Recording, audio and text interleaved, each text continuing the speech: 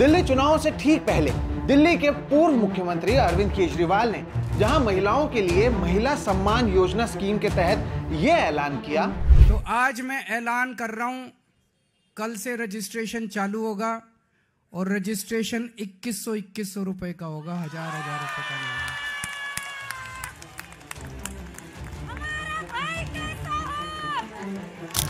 वहीं बीजेपी ने दिल्ली में सरकार आने पर महिलाओं को हर महीने 2500 रुपए देने की बात की और कांग्रेस ने भी प्यारी दीदी योजना का ऐलान कर दिल्ली में सरकार बनने पर महिलाओं को 2500 रुपए हर महीने देने का वादा किया है।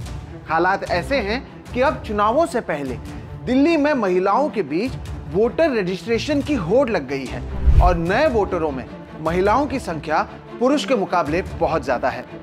मणिपुर के साथ साथ महिला कुश्ती खिलाड़ियों का अपमान करने के बाद अब हर पार्टी के नेता महिलाओं के भाई के रूप में अपने आप को पेश करना चाहते हैं। ये एक ऐसा ट्रेंड है जिसे हमने मध्य प्रदेश, महाराष्ट्र और कर्नाटक में भी देखा है।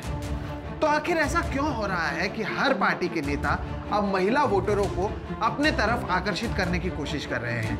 क्या वाकई नेता ये स्कीम महिला सशक्तिकरण के लिए ला रहे हैं? आखिर महिला वोटरों पर अचानक से हर कोई इतना फोकस क्यों करने लग गया है? और क्या वाकई ऐसे स्कीमों के जरिए महिलाएं एम्पावर हो रही हैं? नमस्कार दोस्तों, मेरा नाम है सोहित मिश्रा और आज की इस वीडियो में हम इसी मुद्दे पर चर्चा करेंगे। अगर आपने अब तक मेरे इस चैनल सोहित मिश्रा ऑफिशियल को सब्सक्राइब नहीं किया है तो आप इसे जरूर सब्सक्राइब कर लें।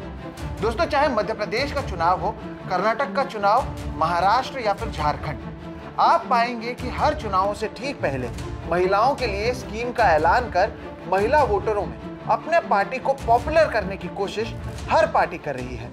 मध्य प्रदेश में लाडली बहन योजना, महाराष्ट्र में लाड़की बहन योजना, झारखंड में मैया योजना, राजस्थान में मुख्यमंत्री राजश्री योजना, कर्नाटक में शक्ति स्कीम, बिहार में शताब्दी मुख्यमंत्री महिला सशक्ति योजना जैसे तमाम योजनाएं आपको अलग अलग राज्यों में देखने मिलेंगे। तो वहीं केंद्र सरकार की ओर से भी नमो ड्रोन दीदी स्कीम जैसे कई योजनाएं आपको देश भर में शुरू नजर आएंगी। इन योजनाओं को देख आप समझ ही चुके होंगे कि अब वुमेन वोट बैंक पर हर किसी की नजर है और हर कोई इस वोट बैंक को अपनी तरफ आकर्षित करना चाहता है। लेकिन आखिर ऐसा क्यों?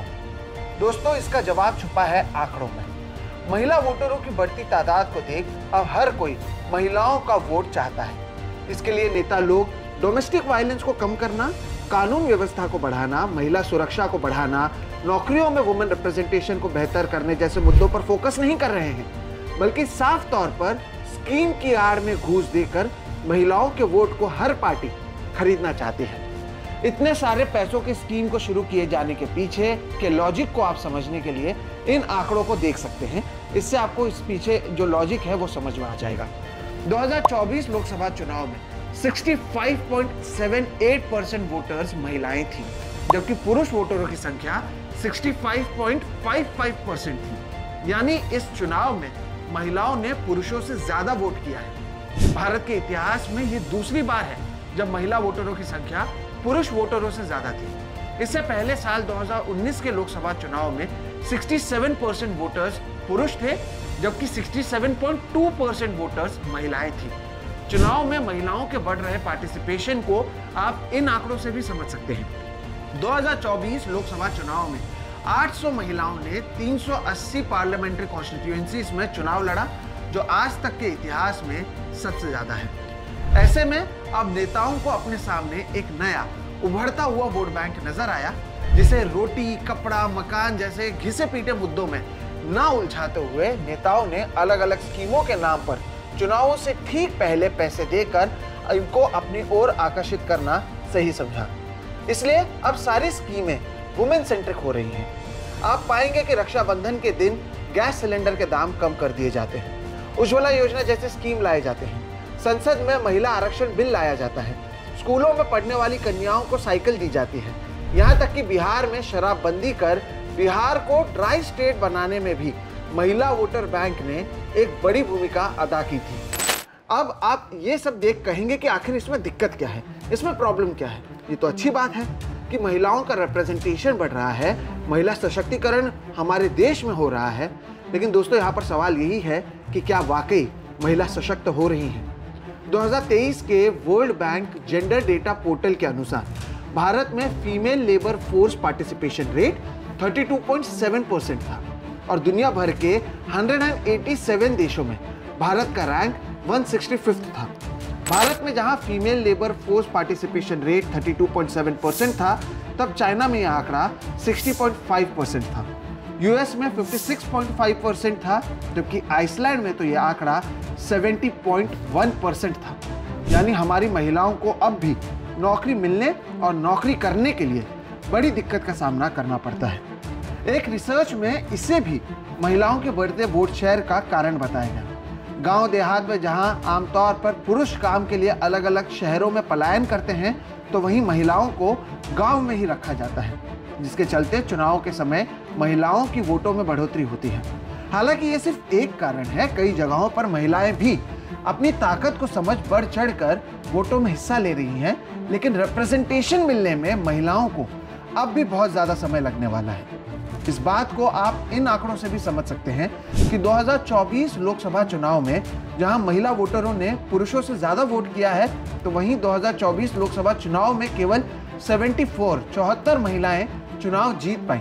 यानी लोकसभा में वुमेन रिप्रेजेंटेशन केवल 13.6% है, जबकि 2019 के लोकसभा चुनाव के बाद लोकसभा में कुल महिलाओं की संख्या 14.4% थी। यानी महिला सांसदों की संख्या लोकसभा में कम हुई है पिछले 5 साल में। हमारे देश में महिलाओं की हालत राजनीति में कैसी है, इसका एक बहुत अच्छा उदाहरण आपको पंचायत नाम के शो में देखने मिलेगा। फुलेरा नाम के गांव के जो प्रधान होती हैं वो एक महिला होती हैं, लेकिन वो केवल नाम के लिए। सभी लोग उनके पति को ही प्रधान जी कहकर बुलाते हैं। ऐसे ही महिलाओं के नाम पर केवल बड़े बड़े वादे और दावे देश भर में किए जाते हैं, लेकिन वाकई उनके लिए कोई ठोस कदम दोस्तों नहीं उठाया जा रहा है। दोस्तों, पॉलिटिकल रिप्रेजेंटेशन तो रही एक बात, आप पाएंगे कि रोजमर्रा की जिंदगी में भी महिलाओं को लेकर सरकारें गंभीर नजर नहीं आती हैं। आपको याद होगा कि कैसे मणिपुर में महिलाओं को निर्वस्त्र सड़क पर घुमाया गया, लेकिन आज तक देश का प्रधानमंत्री वहां पर नहीं गया। महिला कुश्ती खिलाड़ियों का कैसे अपमान दिल्ली में किया गया था। महाराष्ट्र के बदलापुर में 2 छोटी बच्चियों के साथ कथित यौन उत्पीड़न के मामले को केवल रजिस्टर करने के लिए पुलिस को 12 घंटों से ज्यादा का समय लग गया था। लोगों को रेलवे ट्रैक पर उतरकर प्रदर्शन करना पड़ा था। लेकिन इन सारी चीजों को चुनावों से ठीक पहले छुपा दिया जाता है और महिलाओं को पैसे बांटे जाने को एक मास्टर स्ट्रोक कहा जाता है। दोस्तों, इस वीडियो के लिए रिसर्च करते समय मेरी नज़र एक इंटरनेशनल रिपोर्ट पर पड़ी, जिसमें लिखा गया था कि महाराष्ट्र में लाड़की बहन स्कीम ने बीजेपी को दोबारा सत्ता में वापस लाने का काम किया और इस स्कीम में महिलाओं को हर महीने 1500 रुपए दिए जाते हैं, जो कि $20 से भी कम है। सोचिए दोस्तों, $20 से भी कम। दोस्तों, $20 में आप अमेरिका में शायद 2 वक्त का खाना बाहर खा सकते हैं। हमारे देश में इसे हर महीने महिलाओं को देकर इसे गेम चेंजर बताया जा रहा है। ये दर्शाता है कि हम कैसे हर किसी को गरीबी की तरफ धकेल रहे हैं। महंगाई के इस दौर में महाराष्ट्र में 2.5 करोड़ महिलाओं ने इस स्कीम का फायदा लिया। सोचिए, 2.5 करोड़ महिलाएं। चुनाव के समय इस स्कीम के तहत पैसे को 1500 से बढ़ाकर 2100 करने का ऐलान किया था, लेकिन अब तक 2100 रुपए किसी को नहीं दिए गए। जबकि पूर्ण बहुमत में महाराष्ट्र में बीजेपी फिर से सरकार में लौटी है, लेकिन अब ऐसा लगता है कि महाराष्ट्र की नई सरकार के लिए अब उनकी ये बहनें लाडली नहीं रही। अब आप अपने घर में मौजूद महिलाओं से भी पूछ सकते हैं कि हर रोज उन्हें कितने सारे कठिनाइयों का सामना करना पड़ता है। नौकरी में महिला और पुरुष के बीच में पे डिस्पैरिटी देखने मिलती है। एक हीरो के मुकाबले एक हीरोइन को कम पैसे मिलते हैं। पुरुष क्रिकेटर की तुलना में महिला क्रिकेटर को कम पैसे मिलते हैं। महिला का बलात्कार करने वाले आरोपियों का इस देश में फूल पहनाकर स्वागत किया जाता है।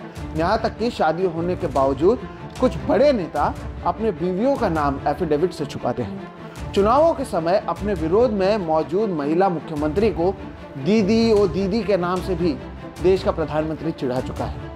केवल चुनावों के समय महिलाओं को दीदी, माता या खुद को उनका रक्षक और भाई कहना क्या काफी है? क्या किसी नेता के पास पैसे देने के अलावा कोई विजन है दोस्तों, जिसके जरिए महिलाओं को वाकई उनका हक मिले? क्या हर महीने महिलाओं के खाते में पैसे पहुंचाना फाइनेंशियली एक अच्छा डिसीजन है? क्या राज्य सरकारों की तिजोरी पर इसका असर नहीं पड़ेगा? और क्या वाकई 1500, 2100 या 2500 रुपए में किसी का उद्धार हो सकता है। इसलिए चाहे दोस्तों पार्टी किसी की भी क्यों न हो, आपको यह सोचना चाहिए कि अचानक से महिलाओं के लिए नेताओं की ओर से इतने सारे स्कीमों का ऐलान क्यों किया जा रहा है और ऐसे स्कीम से फायदा किसे ज्यादा हो रहा है, महिलाओं को या फिर राजनीतिक पार्टियों को। फिलहाल इस वीडियो में इतना ही दोस्तों। मेरा नाम है सोहित मिश्रा। अगर वीडियो पसंद आया तो इसे लाइक करें, दूसरों के साथ साझा करें, साथ ही साथ मेरे चैनल सोहित मिश्रा ऑफिशियल को सब्सक्राइब करें। अगर आप हमारा फाइनेंशियली सपोर्ट करना चाहते हैं तो बाय मी अ कॉफी का एक लिंक मैं कमेंट सेक्शन में डाल रहा हूं। उसके जरिए भी हमारे रिसर्च को, हमारे प्रोडक्शन की क्वालिटी को कैसे बेहतर करें, इसमें आप सहायता कर सकते हैं। आपको ये वीडियो कैसा लगा ज़रूर बताइएगा। वीडियो पसंद आया तो इसे दूसरों के साथ साझा करना ना भूलें। फिलहाल इतना ही। आप मुझे दीजिए इजाज़त। नमस्कार।